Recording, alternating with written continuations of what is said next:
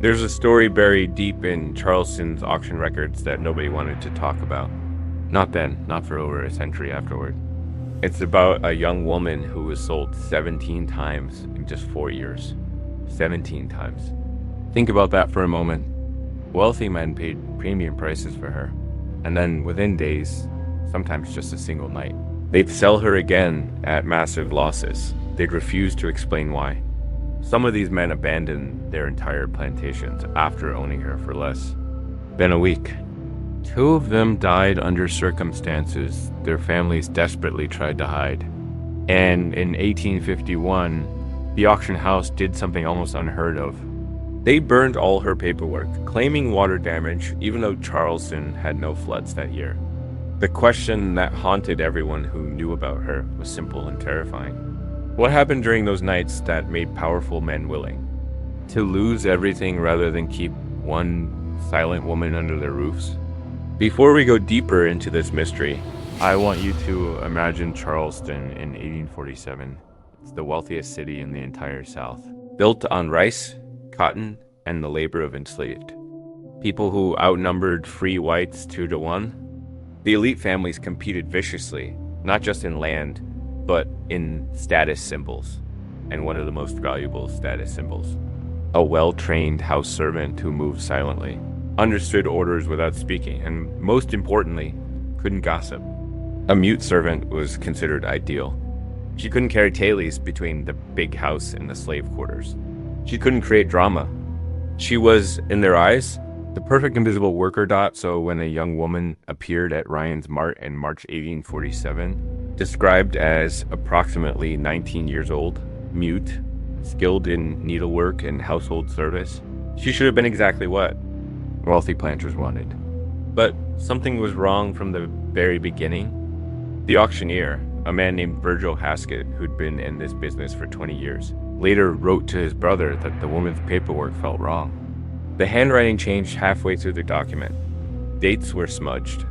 The signature was illegible, but the woman herself looked perfect. Young, healthy, refined bearing that suggested years of careful training. She stood on that auction block without any expression, her eyes fixed on some distant point while men bid on her like she was livestock. Richard Galliard won that auction. He paid $1,240, a sum so high it raised eyebrows even among Charleston's wealthy elite. Galliard owned Fairweather Plantation, 3,000 acres along the Ashley River. His wife had just died in childbirth, leaving him with two young daughters, ages 7 and 9. He needed household help, and specifically, he'd requested someone who wouldn't gossip. A mute servant seemed absolutely perfect for his needs. The woman rode to Fairweather Plantation in the back of Galliard's wagon, all her belongings in a single cloth bundle. She was given a small room off the kitchen, assigned to mending, light cleaning, and helping care for the motherless girls. The other enslaved people at Fairweather, 43 souls total, were told to help her adjust. But immediately, something became apparent to everyone who lived near her. The woman never slept. Or rather, she appeared to sleep, lying still with her eyes closed, but anyone passing her room could tell she was awake. Her breathing never deepened. Her body never relaxed. And occasionally, in the hours after midnight, people heard something strange. A low humming sound that wasn't quite music, just a sustained tone that seemed to vibrate in your chest. On the third night, Galliard's oldest daughter, Catherine, woke up to find the mute woman standing right beside her bed. Can you imagine? You're 7 years old, you wake up in the darkness, and there's someone standing over you close enough that you can feel their breath on your face. Catherine screamed. But here's what's terrifying. The woman didn't move, didn't startle, didn't react at all. She just remained standing there until Galliard burst in with a candle. He tried to dismiss it as confusion. Maybe she'd mistaken the room. But the very next night, he woke up to find her standing at the foot of his own bed. The house was locked. She had no reason to be in the family quarters. When he demanded an explanation, she couldn't provide one because she couldn't speak. She simply stood there, her eyes reflecting the candlelight, until he ordered her back to her room. The following morning, Galliard rode straight to Charleston and returned her to Ryan's Mart. This wealthy, powerful man who'd paid premium price just days earlier now refused to discuss what happened. He accepted a $300 loss rather than keep her one more night. Think about that. $300 in 1847 was serious money, and he considered it a bargain to be rid of her? The second buyer was Thomas Porcher, a widower with a reputation for harsh discipline. He thought Galliard's been too soft. He paid $950 and took her home with explicit instructions. She was to stay in the slave quarters, work the fields, and never enter the main house. This arrangement lasted exactly 4 days. On the 5th morning, Porcher's cook found him sitting in his study, awake but completely unresponsive, his eyes fixed on the window. The cook later told the parish priest that Porcher looked like a man who'd seen his own death. When they finally got him to respond, his first words were simply, "Get her off my land." The woman had never entered his house. She'd stayed in the quarters exactly as instructed. But Porcher insisted she leave immediately. He wouldn't explain. He wouldn't discuss it. He just wanted her gone that very day. Back to Charleston she went. And now the pattern was starting to attract serious attention. The price dropped to $720. The third buyer was Marcus Brevard, a man known for his rational temperament and meticulous record-keeping. Brevard documented everything about his properties, and thankfully for us, his journal entries from this period survived. What he wrote is absolutely chilling. Day 1, he noted the woman appeared competent, completed tasks without instruction, but maintained disturbing eye contact. Day 3, he observed her lips moving when she thought she was unobserved, but no sound emerged. He couldn't determine what she was trying to communicate. Day 5, he woke at 3 in the morning to find his bedroom door standing wide open. He distinctly remembered locking it. The woman was discovered in the hallway outside. Day 7, confinement had proven impossible. She was found standing outside his second-floor bedroom window. There was no ladder, no way to climb up. The drain pipe wouldn't support her weight. Day 9, Brevard wrote something that cuts right to the heart of this mystery. He wrote, "I cannot continue this. Something is deeply wrong. She has done nothing overtly threatening, yet I find myself unable to sleep, unable to think clearly. My hands shake. I see her face when I close my eyes. I will return her to Charleston tomorrow." 3 weeks after returning her, he added one final entry about her. He'd learned that Thomas Porcher, the second buyer, had died. They said it was his heart. His family found him in his study with an expression that disturbed even the undertaker. Brevard wrote, "I think of the woman constantly. I wonder how many more will buy her before they understand." Understand what? Exactly? That's what everyone was trying to figure out. The slave trading community in Charleston was small, maybe 2 dozen men controlling the major auction houses. Information spread fast among them. By the time of the 4th sale, every trader knew about her. Some refused to handle her sale altogether. Others saw an opportunity. The price kept dropping. $580, then $450, then $330, less than a quarter of what Galliard had originally paid, and the buyers changed too. No longer wealthy planters with household needs, but speculators looking for bargains. Men who thought they could break her through harsher treatment. Desperate owners seeking cheap labor for dangerous work. 17 sales across 4 years. Each buyer paid less than the last. Each kept her for shorter periods. Some sales weren't properly recorded at all. Names were omitted. Dates were estimated. It was like the trading community wanted to erase any proof she existed. But people remembered. In the taverns along East Bay Street, planters shared rumors over whiskey. The woman who made men abandon their homes. Some claimed she was cursed. Others suggested she'd witnessed terrible crimes and been struck mute by what she'd seen. A few whispered that she wasn't human at all, that she was something else wearing a woman's appearance. Haskett, that original auctioneer, became obsessed with understanding what was happening. He started tracking down previous buyers, conducting quiet interviews, piecing together a timeline. His notes suggest he believed the woman was somehow aware of men's hidden crimes, that she drove them to confession through her presence alone. But this theory couldn't explain everything. Some buyers appeared to be ordinary men, no worse than anyone else in their society. Yet they too became desperate to be rid of her. The 10th buyer was different. His name was Nathaniel Harrington, and he approached the purchase scientifically. He didn't believe in curses or supernatural explanations. He theorized the woman had some mental affliction, perhaps sleepwalking or seizures that manifested at night. He believed with careful observation he could identify and manage the problem. His detailed journals provide the most comprehensive account of what it was like to live with this woman. During the day, everything seemed normal. She worked competently, understood gestures, showed no signs of distress. But at night, Harrington wrote about waking to that low humming sound, finding her standing in his bedroom, discovering her outside locked doors. On night 14, he wrote something profound. He dreamed about a family he'd sold in 1843. He'd separated a mother from her children because a buyer offered premium price for the children alone. The mother had begged him, offered him anything. He'd refused because the profit was substantial. He hadn't thought about this in 7 years. He'd convinced himself it was just business. But that night, he dreamed of the mother's face, and when he woke, the mute woman was standing at the foot of his bed. He wrote, "I felt my heart breaking. I felt genuine anguish for the first time since 1843, as if her presence was forcing me to feel what I'd successfully avoided feeling. I wept, God help me, I wept like a child while she stood there watching me." Harrington took her back to Charleston, but he didn't return her to the traders. He went to the church.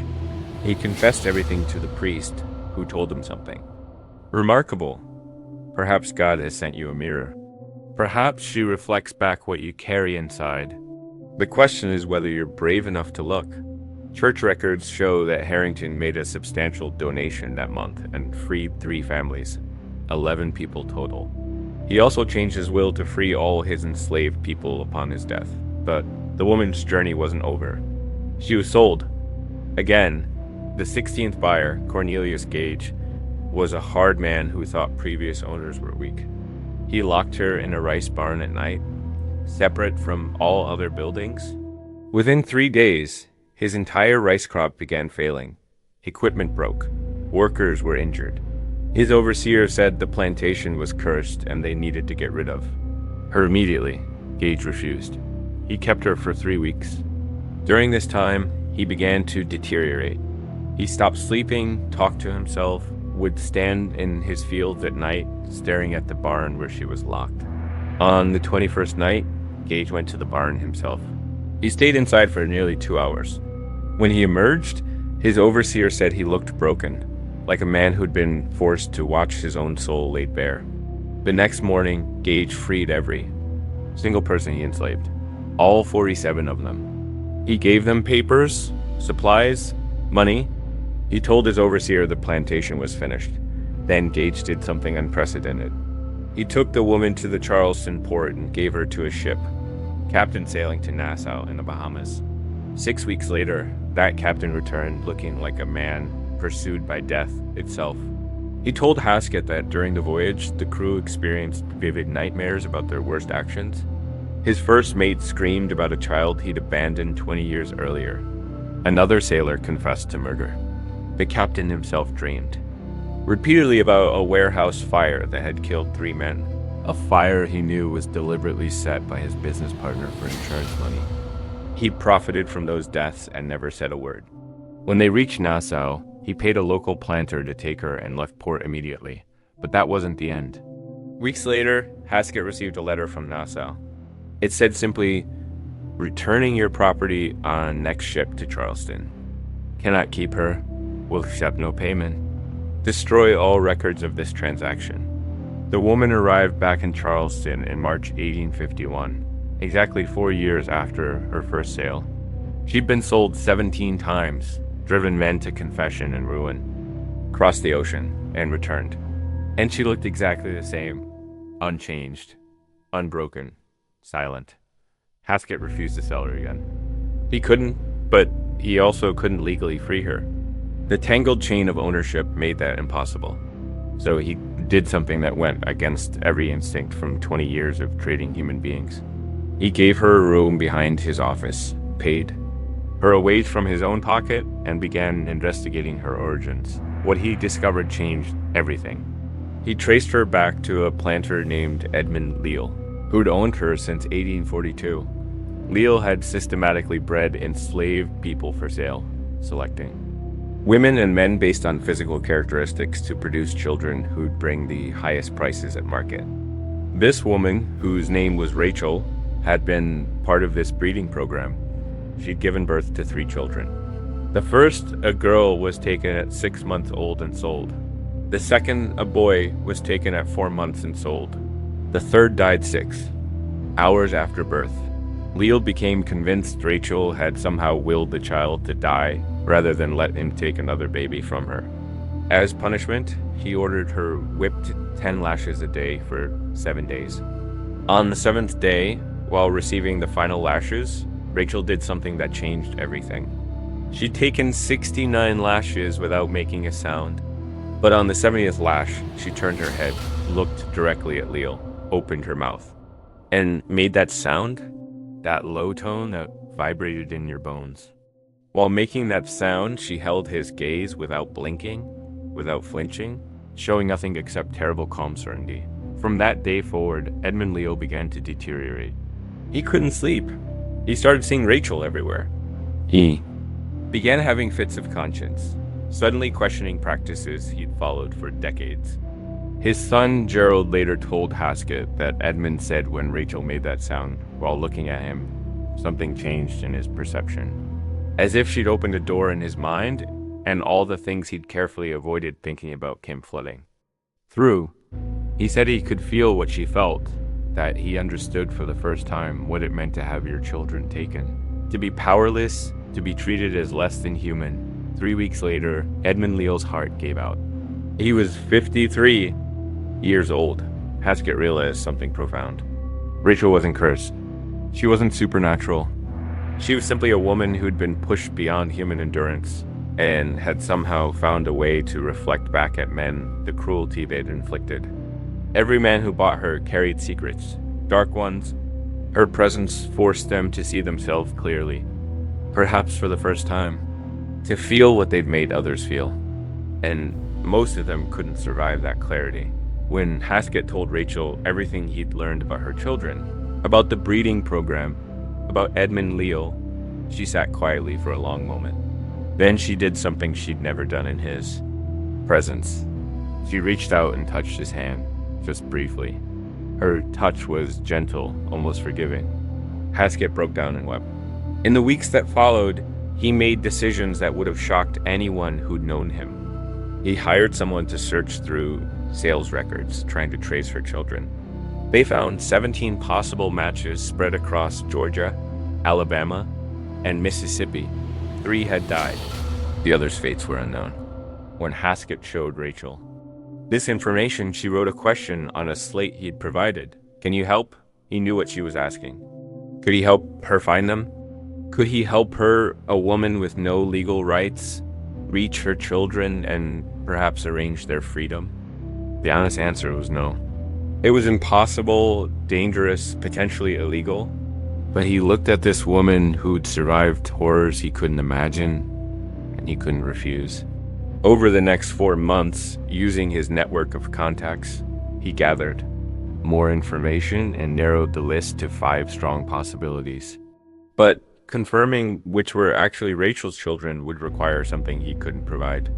Direct contact, personal recognition, something only Rachel could give. The solution came from the Underground Railroad. In February 1852, Haskett helped arrange Rachel's departure from Charleston. She left on a moonless night, guided by conductors, who would take her north through a series of safe houses. Haskett gave her money and the document about her children's possible locations. Before she left, Rachel wrote one final message. It said simply, "Thank you for remembering you're a human." Haskett never received direct word from Rachel after that. The nature of the Underground Railroad required secrecy, but over the following years, he occasionally received indirect news. Rachel had made it safely to Philadelphia, Then New York reports suggested she was working with abolitionist organizations, helping other escaped slaves, continuing her search. One report from 1853 said she might have located her daughter, a girl of approximately 8 years old in Georgia. Whether she succeeded, Haskett never learned. But in his final journal entry about her in December 1867, just months before his death, he wrote about a report of a woman matching Rachel's description seen in Philadelphia in 1865, accompanied by a young woman of about 20 who called her mother. He wrote, "I cannot confirm this is the same woman, but I choose to believe it is. I choose to believe she found at least one of her children, that after everything done to her, she achieved something so many others never could." The impact Rachel had on Charleston didn't end with her departure. Within 2 years, 3 major auction houses closed permanently. The owners couldn't continue in the trade anymore. Haskett himself closed his auction house in 1856 and used the proceeds to help freed people in Charleston. Of the 17 men who'd bought Rachel, only 5 still owned their plantations by 1860. 3 had died. 4 had abandoned their properties. 5 had sold their estates and moved away at massive financial losses. People began referring to the Lot 47 curse, though few knew the full story. But here's the truth. Rachel's power wasn't supernatural. It was simply the power of forcing men to see clearly what they'd done, to feel empathy, perhaps for the first time, to recognize the humanity of people they treated as property. That this experience was devastating to them speaks to how thoroughly they'd suppressed their conscience, how completely they divorced themselves from normal human feeling. Rachel survived by becoming a mirror. She reflected back at men what they'd done, forced them to feel what they'd inflicted, made them see themselves clearly. And most of them couldn't survive that clarity. They collapsed under the weight of their own actions once denial was no longer possible. Her silence wasn't weakness. It was the most powerful form of testimony. A witness who couldn't be silenced by threats or persuaded by bribes, who simply existed as living evidence of what the system had done. Her presence in a house was accusation incarnate. Her calm gaze was judgment that required no words. Charleston tried to erase Rachel from history. They burned records, destroyed documentation, refused to speak her name, but fragments remain. Stories persist. Truth has a way of surviving even determined attempts at suppression. Whether Rachel found her children, whether she lived to see emancipation, whether she found any measure of peace, we may never know for certain. But her impact on every man who tried to own her proved something profound. Even within systems designed to crush human dignity, individuals can find ways to resist, to fight back, to make those who inflict suffering face the reality of what they've done. Rachel's story deserves to be remembered not as a ghost story or a supernatural tale, but as history, as testimony to what humans endure, what they survive, and what they become when pushed beyond the limits of what should be survivable. As evidence that systems of oppression never fully control the people. They oppress. And as a reminder that conscience, once awakened, can be more destructive than any weapon. What do you think happened to Rachel? Do you believe she found her daughter? Do you think one person could really have such a profound psychological impact on so many powerful men? Leave your thoughts in the comments. If this story moved you, make sure you're subscribed so you never miss stories like this. Share it with someone who appreciates history that challenges us to confront uncomfortable truths. Because the histories we choose to forget often contain the lessons we most desperately need to learn.